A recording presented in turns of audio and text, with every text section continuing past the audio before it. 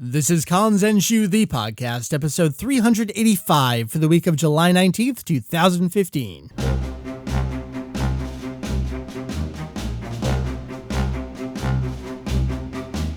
What is up, y'all? Welcome to Kanzenshuu, the podcast, an extension of the all-encompassing Dragon Ball fan site, Kanzenshuu. We cover anything and everything Dragon Ball in hopes of enlightening and a little bit of entertaining. It is just me right now. My name is Mike, VegettoEX, coming into your ears for another week of a podcast from Kanzenshuu. I already said the name of the website. You know the website, you're listening to it right now. We have an opportunity here. Dragon Ball Super Episode 3 has just aired. There will not be an episode next week on July 26th for Fuji Network's 27-hour day of television 2015. Dragon Ball Super picks up again on August 2nd with episode 4. So we have a little break here at the site to kind of catch up on everything that we're still trying to do surrounding Super and a bunch of other content as well. And this was a great opportunity for the podcast as well. We had our chance last time on the show to go over those first couple episodes of Dragon Ball Super. You had myself, Heath, and Jake. So definitely check that out. What we have coming in your ears this week is an interview I've been wanting to do for a little bit, and the timing worked out so wonderfully here. I'm going to be talking with Joey Weiser in a little bit about his daily Dragon Ball drawing project that you can check out over on dailydragonball.tumblr.com. We talked a bit about how Joey got into the series, what he's doing now with the series. I mean, a drawing every day, that's kind of insane, so you'll learn all about that. And we talked a bit about Toriyama's art style and what you can learn from that art style, fun observations about it, things that are difficult to replicate. It's a great conversation from an artistic standpoint and just a plain old fandom standpoint. That's coming in your ears shortly, right after a little bit of news catch up, because we had a couple big stories this last week, believe it or not.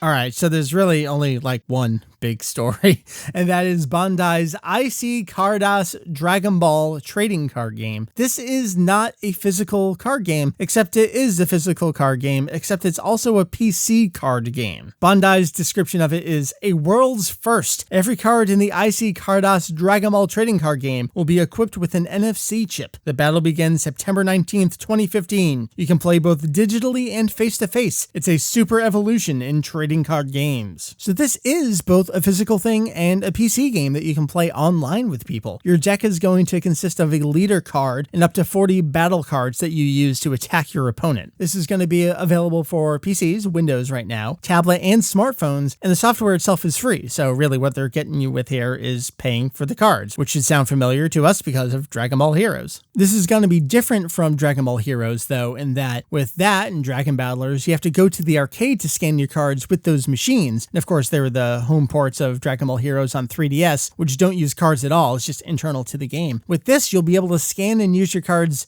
anywhere from any of these devices. As I mentioned, this kicks off later this year in September. There's going to be a starter set of 41 cards and a USB card reader that's going to be available for a little over $30, or you can buy without the card reader for something like $15, $16. And there's going to be booster packs of 5 cards that you can use to supplement your deck. This is really interesting. This is Bandai looking ahead, I think. Dragon Ball Heroes is still going really, really strong, but it can't live forever. So what is the next thing while still merchandising and selling things? And the fact that all of these cards come with an NFC chip, this is really innovative on Bandai's part. And honestly, I'm kind of impressed with where they're going with this. So good on them for that, I guess. Speaking of Bandai and video games, surprise release Dokkan Battle is finally available internationally here. We got the English release earlier this week on, last week, I suppose, on July 16th. You can just download it for your iOS and Android devices. It is fully localized in English. The game itself is free, but there are in-app purchases. I haven't seen anyone talk about in-app purchases, so I have to imagine that people just aren't using them and are just playing the game normally. Dokkan Battle is really difficult to describe. It's kind of like a matching Puyo Puyo kind of thing in the sky with fighting, I guess. I do not know how to describe this game, but it is free, so you can check it out. For iOS, you're going to need OS version 6 or higher, and Android you'll need 4.1 or higher. Easy enough to grab if you have one of those devices. We got some details on the new CD single that's coming out, Hello, Hello, Hello, which is the closing theme to Dragon Ball Super. The band name is Good Morning America. You may remember them from the Majin Buu arc of Dragon Ball Kai. They provided the first ending there, Dear Zarathustra, which I really enjoyed, and I'm loving Hello, Hello, Hello. The CD single is going to be available August 12th, which we did know. We know a little bit more now. It's going to be 1,080 yen, so it's about $10. It's pretty good for a CD single price. It's going to have 4 tracks, only 2 vocal tracks, and then 2 karaoke instrumental versions of those tracks. Hello, Hello, Hello is going to be the first track. And then a second song called Have Some Cider is going to be the other track there. We got some links on the site. You can pre-order that from CD Japan, Amazon Japan, all the usual places. And then other than that, I mean, Dragon Ball Super, the content of the show is the news itself right now. Definitely check out our episode guide for Dragon Ball Super. We have full pages for all 3 episodes. We've got synopsis, we have very detailed episode notes, we have cast, production, credit translations, we have some great documentation there. So if you're confused about what's going on in an episode or who played who, anything like that, lots of great stuff. And tied in with that, if you haven't seen it, we're trying out episode notes videos on YouTube as well. It's pretty much the episode notes that you see on the page, just written in text, except they're presented with my narration and some images from the episodes. So those are extra things if you need a little more content for Dragon Ball in your eyes, in your ears each week. Look forward to those. As of this recording, episode notes videos for the opening theme to the series, and then episodes 1 and 2 are out. As soon as I'm done recording this, I think I'm going to record the narration for episode 3, so you can look forward to that pretty soon. And that's kind of the news right now. So with that, let's take it over to our interview with Joey Weiser to talk about Daily Dragon Ball. Joey Weiser is the author of the Merman graphic novel series from Oni Press. His comics have appeared in several anthologies, including SpongeBob Comics and the award-winning Flight series. His first graphic novel, This Ride Home, was published in 2007 by Ad House Books. He is a graduate of the Savannah College of Art and Design and currently lives in Athens, Georgia, with his wife Michelle and their cats Eddie and Charles. I appreciate a person who lives with their wife and cats. Joey, welcome to the show. Hey, thanks for having me. No problem. So I am excited to talk to you. We haven't done any kind of like fan spotlight, fan project, fan works, I don't know what else to call it, kind of things in quite some time. I mean, we've done like Toyables AF, and then we did Multiverse, and those were years ago, and I think there's like 900 pages more of each since we last talked about them here. So I'm really excited to talk about something completely different, but still art related, something I've been really fascinated by, and I love checking in every single day because there's pretty much something new every single day, and there's not many things. You would think that today on the internet, there are more things that you can check in every single day and see something, but that's not always true. And there's a lot of dedication here. So can you tell us real quick, what is your daily project with Dragon Ball? Sure. Yeah. I decided late last year around the Dragon Ball 30th anniversary to do a project I call Daily Dragon Ball, where every single day I draw a character of Dragon Ball in chronological order, from basing it off of the manga. Then a little bit later, I draw about a week or so ahead of what I'm posting, but I color them with a sort of simplified color palette and then post them online a few various places, Twitter and Tumblr, etc. I was going to ask about that, like if you had any dirty secrets about if you have a backlog, but we'll get to that in due time. I kind of want to take it back to the beginning. It's the most hack generic question to start with, but how did you get into Dragon Ball? Oh, sure, yeah. So let's see. In the mid-90s, I was in middle school, and I was starting to get into anime and manga. I hadn't seen a lot, Akira, Castle of Cagliostro, those, whatever I could get off of Blockbuster shelves, right? The Japanimation shelves, I know, man. Yeah. And I would actually go to my dad's office to use his internet, because internet at home was ridiculous. So I'd go to my dad's office and just sort of research whatever I could, find images, and go to the Anime Web Turnpike and all that kind of thing. You're talking my language here. And Dragon Ball just caught my eye. It wasn't on TV yet, but something about the art style and the sort of huge world and everything really caught my attention. I started getting into the characters and starting to learn more and more about the series. And then once it aired on TV, I had already become kind of a big fan, but hadn't actually experienced the series at all. And then when it was finally on TV, I caught maybe not the first episode, but like one of the first few episodes of the Saiyan Saga, and like I didn't I was a little disappointed. I will admit. I was kind of like, what were you disappointed by? I don't know. It was just kind of, I was at that age where I was starting to like age out of like Power Rangers and stuff, where I was kind of like, I like this stuff, but I feel a little embarrassed that I like it. Okay. And I think that was what I was experiencing with that too. And then, so I wasn't quite sure what I felt, because I had already sort of built up somewhat of a sort of personal fandom without having actually experienced it. So I watched it a little bit, and then that summer I went to the Chicago Comic-Con, which is now Wizard World Chicago, and they had an anime screening room where they were playing fan subs of stuff, and I saw the Dragon Ball 10th anniversary movie, and that's when it really clicked. I was like, oh my god, this is amazing. That was your, no, wait a minute, I am totally into this. Yeah. And, and I asked the guy, like, it was great to experience it with a room full of people laughing and cheering and all that stuff too. And so I asked the guy, like, where do you get this? Because I didn't quite understand, like, that this stuff wasn't commercially available, And so he was like, oh, if you go to the dealer's room, they'll have some guys with videotapes. And back then you could do that, yeah. Yeah, and so I found a guy, and he had some movies. I picked up, let's see, I think a cassette tape that had, I think, Tree of Might and World's Strongest on it. And then he also sold me on the 12th movie, the Janibo movie. He was like, call, yeah. He was like, okay, this one's really cool. All the villains come back and they have to fight them all back from the dead, which totally mischaracterizes that movie. It's about 2 minutes, if that. Yeah, exactly. But, and so I think that I was fortunate to some extent that the first Japanese Dragon Ball I ever saw was Goku as a kid, and that kind of eased me into Nozawa's voice, and then when I do remember putting in those movies and hearing adult Goku and being kind of like, whoa, that is a little strange. Really, yeah. But then, like, I think 12 was a good introduction, too, to sort of, like, show me that's a comedy series as well as an action series. Yeah, movie 12 is a very interesting piece, especially with those different art styles in there. And I want to talk about art styles in a little bit. And as of the time we're recording this, episode 3 of Dragon Ball Super has aired, and we've seen a preview for what episode 4 is going to have. And I think anyone of our age group is looking at that and going, oh my God, these thick black outlines, movie 12, is this intentional? What's going on here? Yeah, totally. Yeah, movie 12 is a great choice for...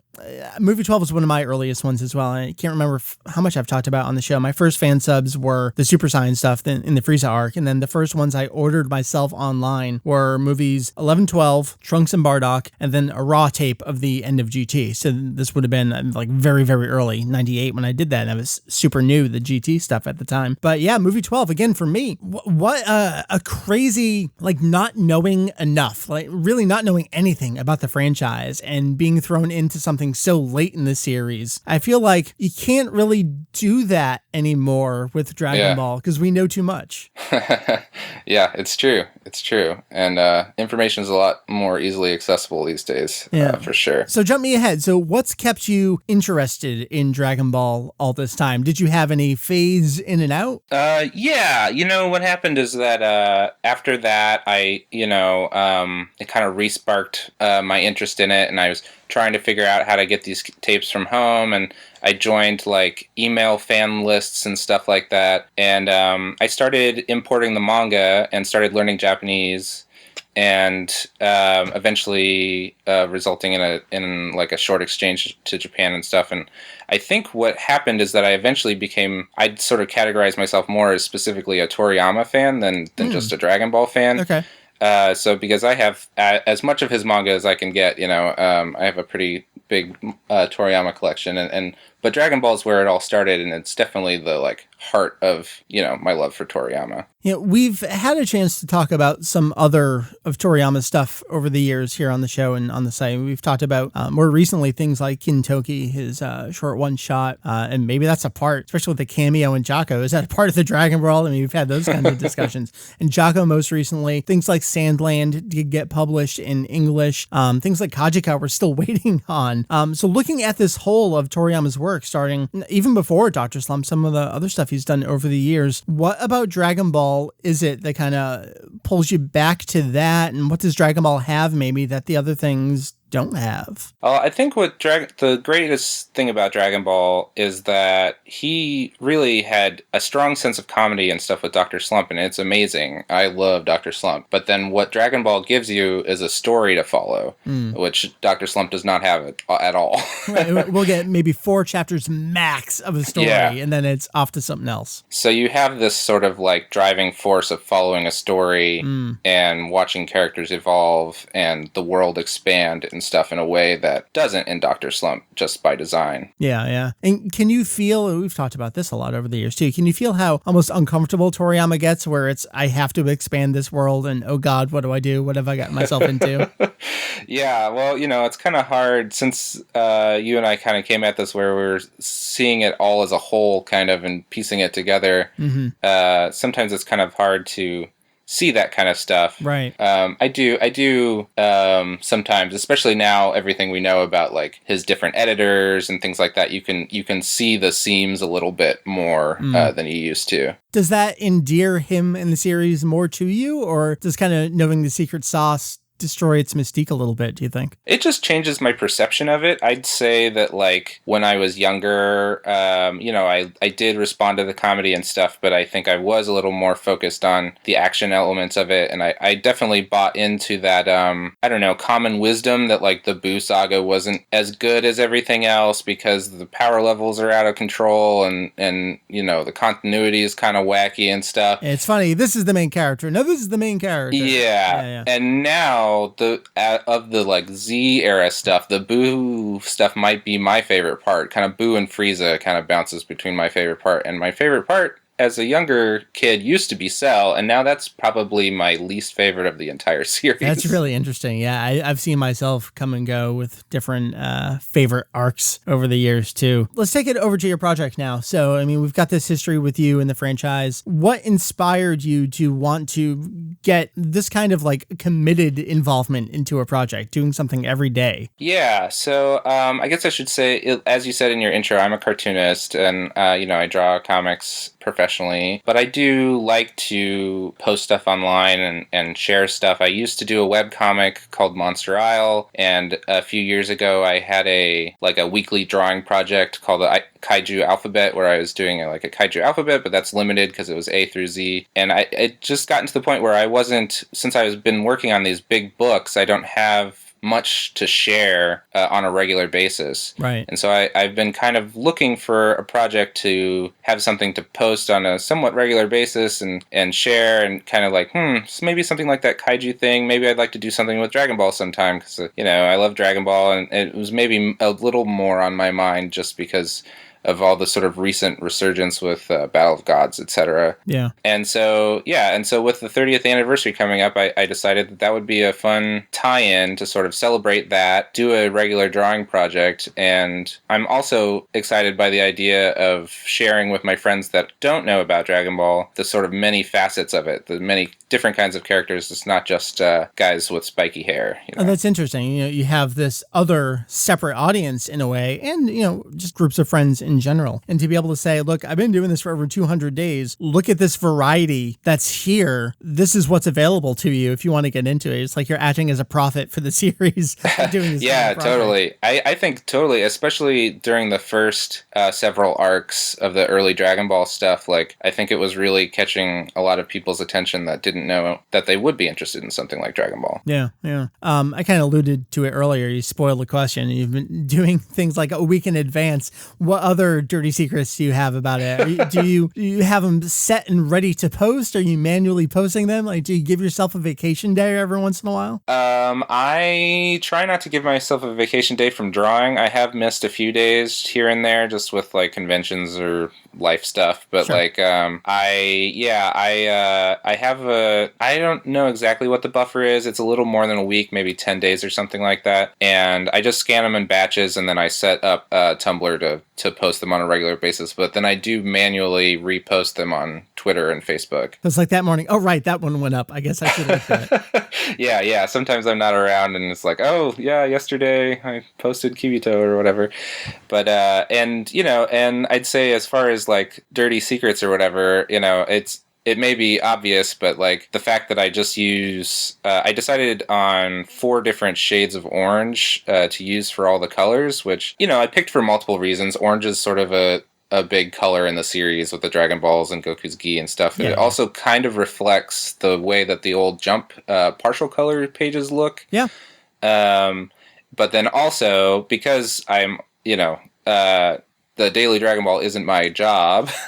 I want some things that kind of speed up the process, and so if I have this sort of set limited palette, it is a lot faster to color those than if I were to do a full color every time. Is it more freeing having those limitations, or do you find yourself going, oh, I wish I could just do this, or maybe I want to do a full color on this, but that's not the point? Every once in a while, with some characters, I'll be like, I'm not quite sure, like, what color should go where, how could you represent, and especially if they have a lot of sort of similar colors, do I make that all the same light orange or the same medium orange or whatever? And those kinds of decisions will, hang me up for a little bit, but I think that it makes for a sort of more interesting, cohesive end product. I agree. I mean, you just look at the gallery of everything side by side, and it's fascinating to see them all in a row like that and how consistent everything is. With the art style, I mean, it's clearly your own take on it, but what kind of aesthetic elements do you pull from Toriyama with the characters? Yeah, so it's important to me to not just copy his drawings. Occasionally there will be a sort of iconic pose or something that I try to capture, but especially since I'm flipping through the manga, occasionally the first couple of pages that someone shows up, they'll have a sort of like representative pose that I might take something similar from, but it's important to me to just sort of reinterpret it the way that I draw. But since I have been such a big fan for so many years, those things, his style, I wouldn't say that I draw like Toriyama, but little bits of his style have sort of made their way into the way that I draw, and it was stuff that I don't even really realize. Like, I'll be drawing and then I'll see the way that he does a belt or something, and I'll be kind of like, oh, that's interesting. I draw that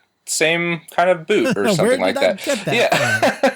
Yeah, and those are those sort of decisions I have to make. Like, some of his character designs kind of rely on his style a little bit. Like, Frieza was kind of tough for me. Characters that look very different a lot of times are female characters, because I usually draw little dot eyes or kind of like slightly kind of big eyes, but I don't do the sort of big watery anime eyes. Yeah, like that half oval and then like this crescent underneath and then a dot inside. Yeah. So the characters that look probably the most different is whenever I decide to tackle Bulma or Lunch or something like that. So what did you learn about the way that he draws those characters, and what do you feel like you can't replicate in a way? Now that's an interesting question. Something that I did notice that isn't necessarily a positive thing is that he really has no interest in giving people different noses. No. Like, his noses are, it's the most, like, I can tell there's just no thought into it. It's just, right.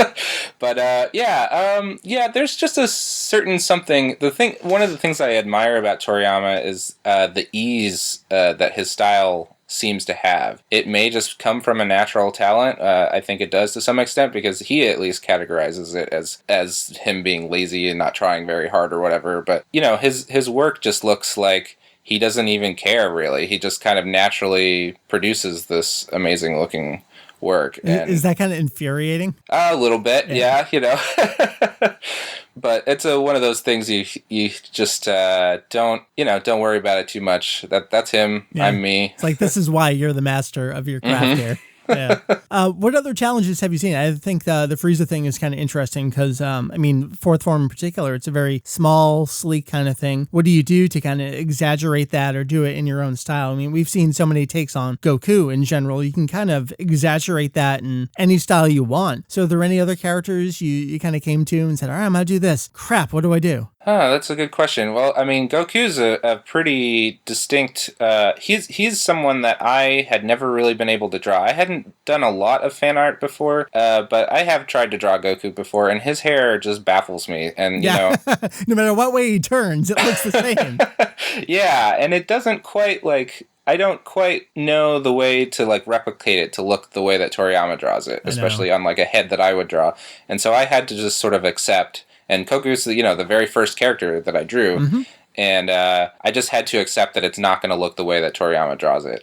And I think once I sort of was able to accept that and do a sort of loopier, softer looking hair. It looks like Goku, but it doesn't look like Toriyama drew it. So was Goku, that first Goku drawing, was that kind of like your learning process for the entire project? To some extent, yeah. It was kind of like, okay, let's jump right in, because I really haven't, like I said, I haven't drawn a lot of these characters at all before. So right now you're up to the Kaioshin. What do you have on tap for the remainder of your project? I mean, obviously we're in the Buu arc. You got the rest of the Buu characters. Do you have planned out exactly who you're going to do? Or do you do a couple weeks and you're like, all right, let's do Spopovich kind of thing? No, what I do every day is before I get to work on my other comics, I have a volume of the manga on my desk, and I just flip through it until I see a new character that I haven't seen before. And with minor characters and background characters, I make the call of whether or not I feel like drawing them. But and then the same thing with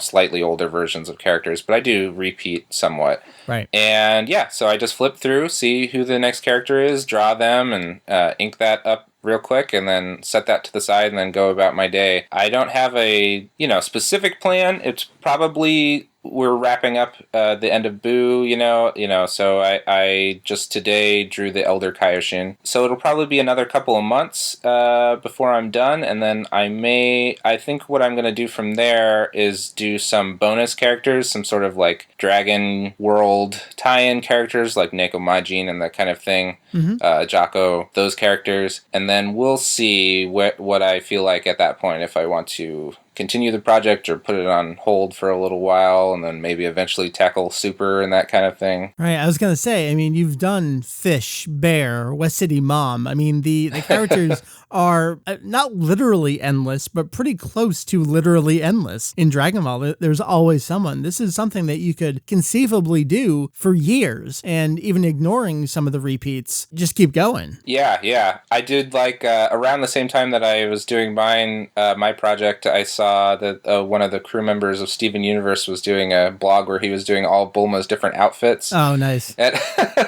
And so, yeah, I definitely, I said up front, I know I wasn't going to draw someone every single time they got a haircut or put on a different belt, but it is possible that I could go back and fill in those gaps. Is there anyone that you've skipped intentionally or not intentionally that you're like, I wish I could go back and do them? Not really, because I don't really, the only people that I really skip will be just a random person on the street or something. I mean, you've got Giron and the rabbit soldiers, and you got pretty much everyone so far. Yeah, and Toriyama, God bless him, he does, he's very creative and very inspiring, but he also can repeat himself. So I think towards the beginning of the project, I was definitely a lot more into drawing those deep background characters. And then now, once I'm in West City again, he draws a lot of the same looking kind of ladies and guys. You're noticing that, aren't you? Yeah. It's I don't really need to draw that person again, even though they have a different checkered shirt on. Or different shirt, different hat, same design. Exactly. So what else is on tap for you? Well, I do, outside of Daily Dragon Ball, I have that Merman book series. I just finished book 4 and it's coming out this September. Book 3 was nominated for an Eisner Award and is an all ages series, so it's good for kids and adults. And that's an action adventure series that definitely has some inspiration from Dragon Ball, just at least in that sort of shonen spirit, fun, strong character. And besides that, I work periodically on the SpongeBob comics, so if you pick up an issue of SpongeBob, it's pretty likely that you'll see my name in the credits. You mentioned Super earlier, so we'll kind of wrap things up with Super. I mean, what else is there to talk about these days? What are you hoping for in Super? I mean, we're 3 episodes in. Where do you think this is going? What do you want? Well, I'm definitely excited by the idea of this alternate universe arc, but I don't want it to just be in this universe we have a different version of Goku and things like that. I'm a little worried that we're heading that way with the way that Champa looks. Mm-hmm. But if Champa, I would be so pleased if Champa is not the alternate universe version of Beerus. Yeah. That's really what I'd like from it. But, I'm open to enjoying the ride, And so far, I was kind of not super excited when I heard that the first couple of arcs were going to be recapping the movies, but they've been so different that it does not feel that way at all. Yeah, doesn't it? I mean, episode 3 in particular, the whole time I was like, I've seen this before. I'm having fun.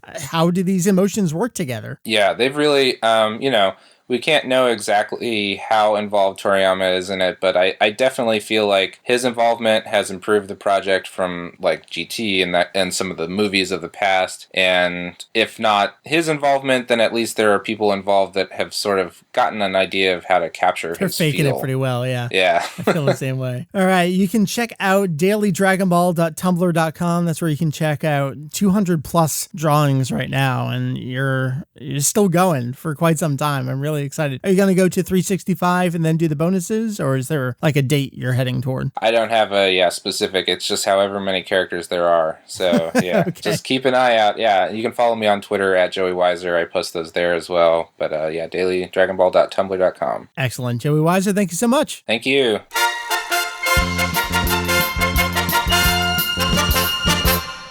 Thanks again to Joey for joining us. You can follow him, as he said, on Twitter, Joey Weiser, JoeyWeiser.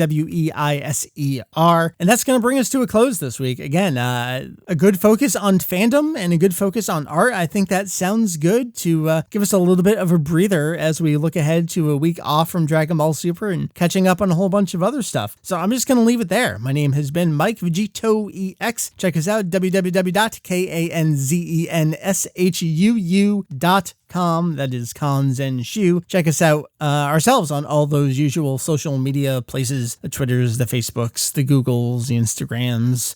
What else we got? We have our forum, we have our chat, all the stuff you would expect from an internet presence. We have those things. Talk to us there. So really, that's it. That's been episode 385 of our podcast. The slow approach to episode 400. And later this year, the 10th anniversary of the podcast. That is truly horrifying to me. Thank you for sticking it out with us if you've been around for that long or even not that long. Glad to have you along for the ride. See you next time.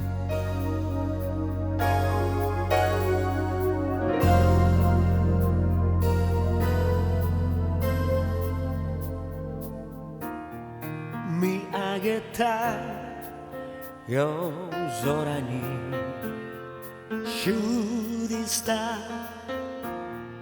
輝き溢れてきた